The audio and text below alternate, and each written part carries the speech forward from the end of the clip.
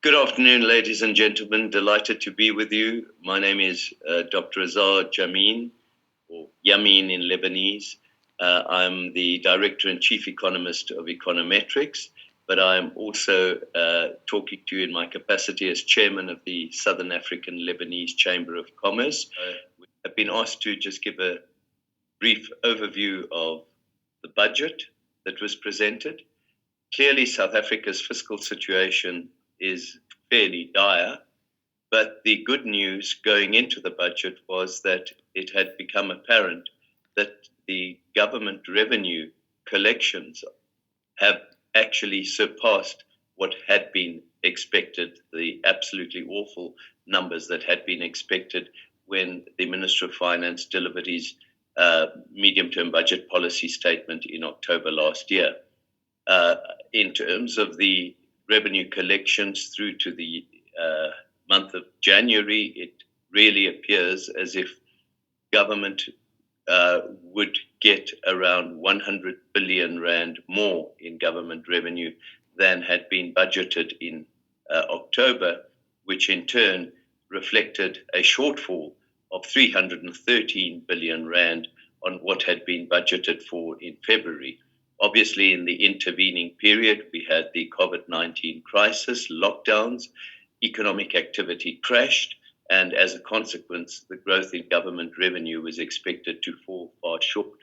The fact that it didn't fall quite as far short as had been anticipated was probably a function of the fact that mineral prices have been soaring ahead, and our mining companies have been making super profits and therefore having to pay more tax on that.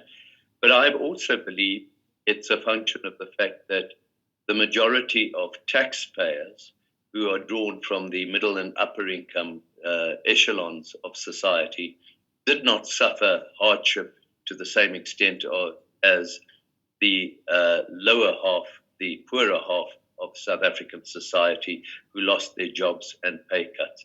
And as a consequence, I think the government probably overestimated the extent to which tax revenue might fall in line with overall economic activity. Be that as it may, the fact that the government went into the budget knowing that it would be probably about 100 billion rand better off than anticipated raised the question of how would they use this additional space, if you want to call it. First of all, it was clear that they needed somewhere up to 20 billion rand in terms of additional money to pay for vaccines that they had not budgeted for in the previous budget. Secondly, they decided to extend the special social grants available to those 6 million people who are unemployed and who can't get other social grants, extended by a further 3 months. What did surprise people pleasantly was that they also decided that there was no point in raising taxes, especially personal taxes, any further,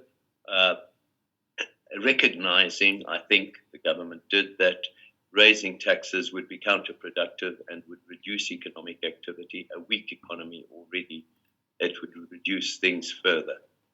What was unclear was whether or not this extra space provided to the government by additional revenues would be used maybe as a bargaining tool to allow public servants to get a bit of a pay increase, in contrast with what was budgeted for in October when the government decided that there would be no pay increases for the next 3 years. And pleasantly, the Minister of Finance refrained from actually giving way to the public sector unions, and in this way was able to use most of the extra 100 billion rand that came in through extra taxes to reduce the budget deficit and lower the trajectory of public debt over the next 3 years. And this, I suppose, was the government's attempt to try and convey a commitment to fiscal consolidation to prevent the economy from going completely downhill with a debt default in a few years' time. that was obviously the most satisfying thing, and what was probably very well received in the marketplace and by business.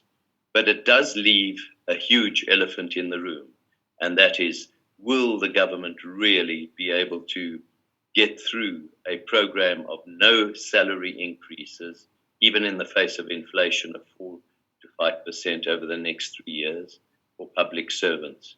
The rationale is that public servants are more highly paid in South Africa than in most other countries.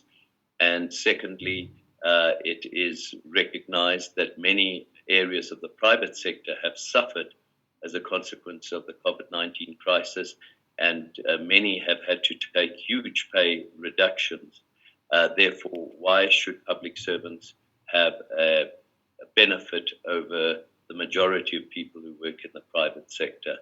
But that having been said, it is clear that government is going to have very tough negotiations with public servants, and one cannot be certain that the government will win the ground in this regard.